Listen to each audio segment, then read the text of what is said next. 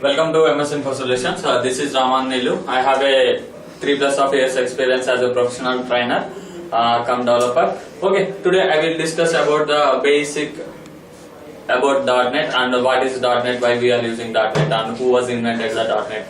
All the things we will discuss now. So let us start .NET. See, everybody know one thing, that is that .NET is one of the technology that is invented by Microsoft. Okay, here what is the full form of the .NET first? See, dot is nothing but only dot, simply like it, nothing but extension, and N is here network. N is a network, E means enable, and T means technology. So .NET is nothing but network enabled technology. Okay, see, this .NET is invented by Microsoft. This .NET is invented by Microsoft in the years of 2000. In the years of 2000, right? See, first of all, let us know about what is network enabled technology. Okay, the best example of the network enabled technology is ATM system is one of the best example and real-time example of the network enabled technology. Why? Because in the earlier days, starting the ATMs in the years of 1990s, we don't have ATMs. In the 90s of 95th, that is the earlier days of the ATM system. Okay, in these years we have a different kind of ATM systems are there. Like for example, we'll take the one SBI Bank and one Axis Bank. These two are the two different banking organizations. So they both have the ATM systems. But as a user, as an accountant, we have some debit cards are there. So I have one SBI debit card is there. I need to make a transaction with the Axis Bank machine. Axis Bank mission. It is not possible in the years of 1995. In the nowadays, it's very easy. So we have any ATM system, any ATM card is there, is able to transact with any kind of the banking organization systems. Right? Okay. So let us see as a diagrammatically how it's work and what is the thing is there. See, the ATM system. For example, I have at this moment I take the two organizations of the bank organizations. One is the SBI and second one is the Axis Bank. Here I have as an accountant, I have a SBI card is there. I need to make a transaction with the Axis Bank machine. Okay. See, let us see. See, I will take this is the ATM machine. This is the SBI ATM machine, and this is the Axis Bank ATM machine. Okay. See, I have a card of the ATM. Every organization have their own database. Okay, right. For example, I will take this is a network. Okay, in this network, I have some database is there. The database is related to SBI. Okay, and one more database is there in the network that is related to the Axis Bank. So when I make a transaction with the SBI of the card is SBI card, simply like nothing but user. This user make a transaction with SBI transaction, so it is going to the SBI database by using network. So when I am trying to make a transaction with the SBI card by using Axis, it is not possible to go with the SBI database. So at that moment, so see, for example, I have a Axis card I am using here. So it is need to work with like this, but I need to make a transaction with this. So at this moment it is not possible.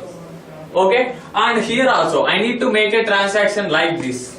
So it's not possible. How it is possible means I will make one application. Simply I will deploy one application on the network. Okay, see, that network application is known as distributed application. Distributed computing application. When I am trying to make a transaction with the machine, the application will take the request from the machine. It will identify the card details as well as machine details. Based on the user's request, it will go into the database, related database. Either it is a SBI or either it is a Axis. Okay, so in this manner, the complete transactions is make it possible a transaction with different ATM cards with different ATM machines. Like I have a SBI, same example I am saying again and again. Okay, so in that manner is possible to make it. See, at this moment the network is enabled or not? 100% the network is enabled now. Okay, how it was enabled? With the help of distributed computing application. With the help of distributed computing application. See, the main theme of the .NET is enable the network and developing the distributed computing applications. Right? So, what are the distributed computing applications? See, everybody know about the Windows applications, web applications, and mobile applications. Right? We have these three, but we don't know some applications. Those are the console applications. Console applications. These all applications are the part of the distributed computing applications. Right? So, to make a distributed computing applications, we are using the .NET. Okay? .NET is a very powerful technology. How it is powerful means internally it contains the framework. Framework is nothing but, for example, we are taking any photo frame. Okay? See, when we are removing the photo from the photo frame, what the remaining part is there? Only the frame or structure is only available there. That kind of structure is a framework structure. Okay, so internally the .NET contains some framework structure. Okay, with the help of that framework structure, the .NET applications will be very light applications when we compare with the Java applications. And see, for example, I need to make one web application here. See, for example, based on the client requirement, it will take the 1 year of time on Java, but it will take the 6 months of time on .NET. Why? Because the .NET framework supports different kind of RAD facilities. Different kind of RAD facilities. RAD means Rapid Application Development. What is that? Rapid Application Development. Okay, so we will discuss in the later sessions about the RAD facilities briefly. What is C? C is one of the programming language, right? How many programming languages supported by C? No, only one programming language is supported by C. That is the C programming. For example, we are taking the Java. In the same manner, Java also supporting the only one programming language. But coming to .NET, here the .NET technology supports 62 different kind of programming languages. For example, C. Regularly we are using the C# is one of the programming language. Okay, and Java is a programming language, right? But Java is not supported by .NET. Okay, fine. See, I will give some basic programming languages names here: C#, J#, F#, VC++, VB.NET, J. I think some machine. JScript is there. Yeah, JScript. These all are the different individual programming languages supported by .NET technology. Okay, within the 62 programming languages, 9 programming languages are invented by Microsoft.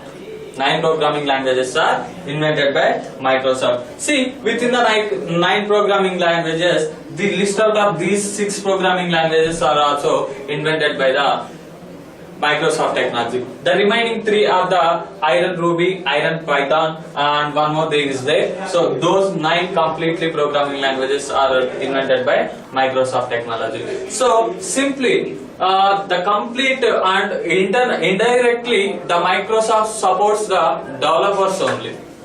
Means when the developer does not feel pressure while developing the application, they will give the very good and efficient output to the client. So when we are reducing the burden on the developer, automatically the output should be efficient output. So finally the client is also 100% satisfied. Okay, and the developing environment is we need to use to make the applications. For example, to make the web applications, we are using the one of the small technology, that is the HTML technology, right? Within the HTML, we need to use some notepad, right? Within the notepad, we write the lines of the code. In the same manner, if we want to write a C programming language, we need to use some C command prompt or turbo C we need to use. In the same manner, if we need to write a program or we need to make an application on the .NET technology, we need to go with some IDE tool, that is a Visual Studio. That is also invented by Microsoft only. And okay, and coming to, we stopped at the parts of the .NET previously. So you need to learn some basic things about the .NET. That is any one of the programming language.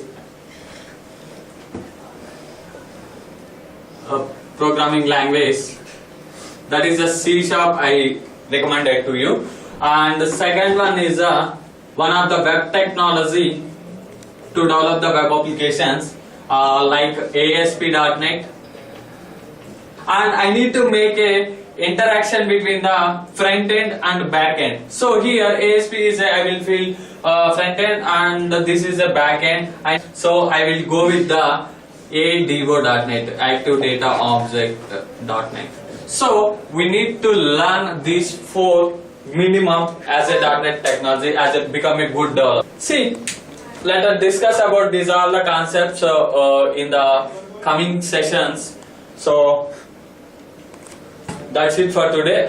Thank you. And if you want any more information regarding the .NET technology and trainings, either classroom training or online training, so just come to the MS InfoSolutions. It is available within the Hyderabad, Bangalore and Chennai. Any more information about the MS InfoSolutions, just go to the URL msinfosolutions.net. Thank you for listening. That's it for today.